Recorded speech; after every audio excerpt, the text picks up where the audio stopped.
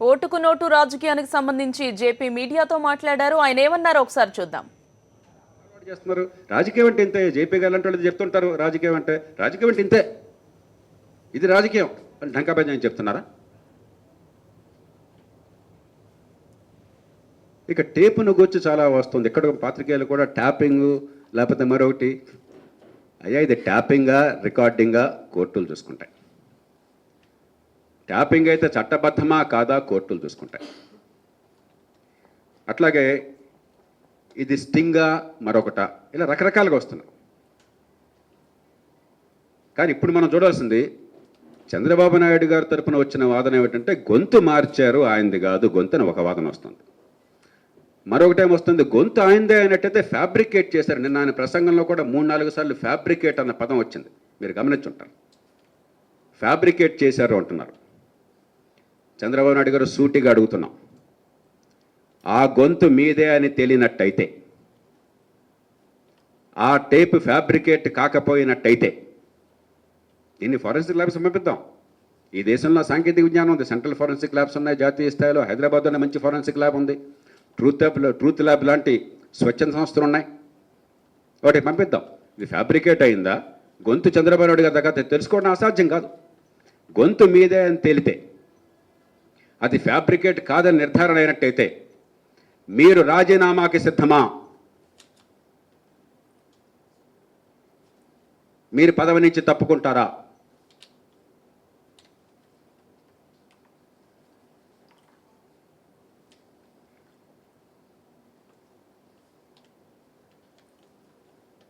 అసలు ఈ ట్యాపింగా రికార్డింగా ఇవన్నీ తేల్చవలసింది కోర్టుల్లో. ఈ సాక్ష్యాన్ని ప్రవేశపెట్టడం చట్టబద్ధంగా తేల్చడం కోసం ఇండియన్ ఎవిడెన్స్ యాక్ట్ కింద.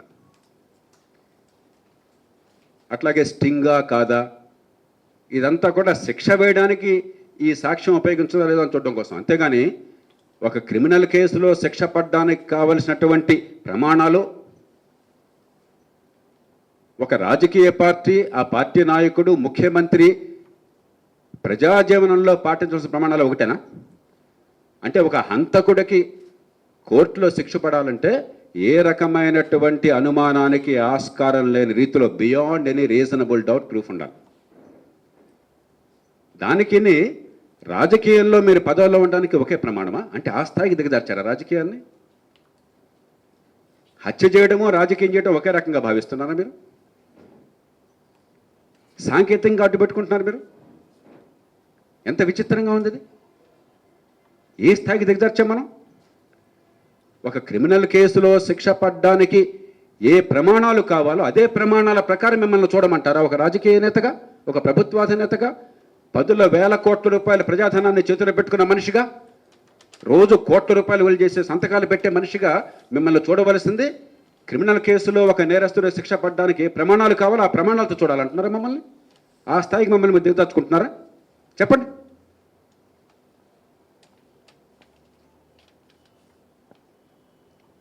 పదే కొన్ని ప్రస్తావనలు వచ్చినాయి.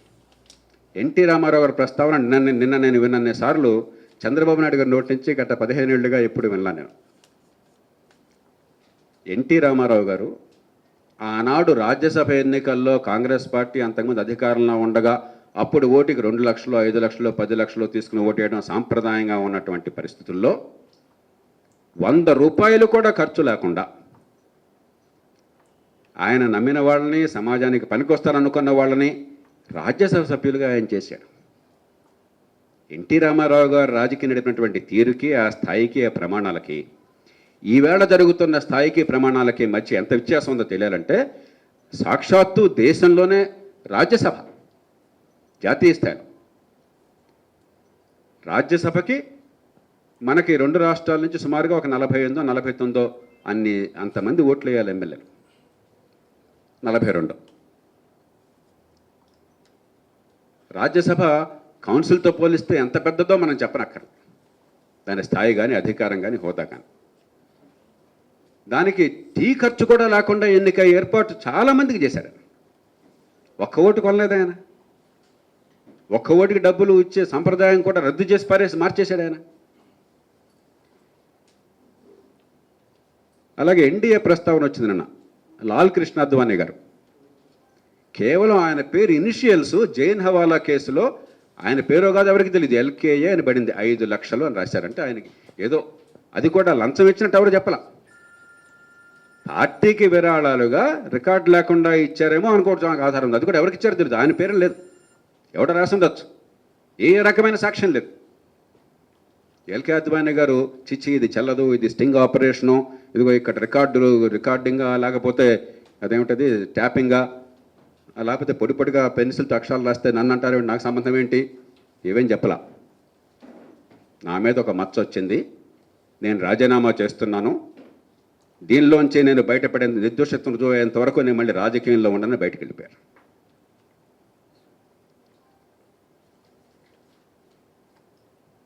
పివి నరసింహారావు గారు ఈ తెలుగునాటి నుంచి ప్రధానమంత్రిగా చేశారు. జేఎంఎం కేసులు ఆయన స్వయంగా మాట్లాడినట్టుగా అక్కడ ఆధారాలు లేవు, టేప్ రికార్డింగులు లేవు, మరొకటి లేవు.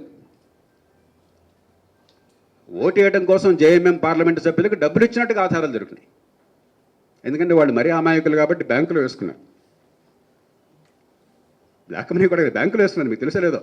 ఆ షిబు సరైన మిగతా వాళ్ళు బ్యాంకుల్లో వేసుకున్నారు పాపం. అది బయటపడింది.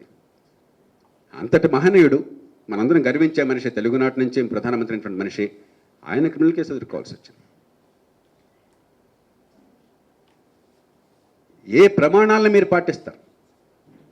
సాంకేతికమైన అంశాల చాటును దాక్కుని క్షణానికో మాట అసలు నా గొంతు కాదు, నా గొంతు అయితే దాన్ని ఏదో ఫ్యాబ్రికేట్ చేశారు, అయినా అసలు కోర్టులో చెల్లదు, స్టింగ్ ఆపరేషను, అయినా ట్యాపింగు, దీనికా? లేకపోతే కనీస ప్రమాణాలు ప్రజాస్వామ్యంలో నీతి నిజాయితీ విలువలను గురించి పదే పదే అన్నా హజారేకి వారసుడుగా, మహాత్మా గాంధీకి వారసుడుగా, నిజాయితీకి మారుపేరుగా చెప్పుకుంటున్నారు ప్రతిసారి. ఏ ప్రమాణాలను పాటిస్తారు మీరు?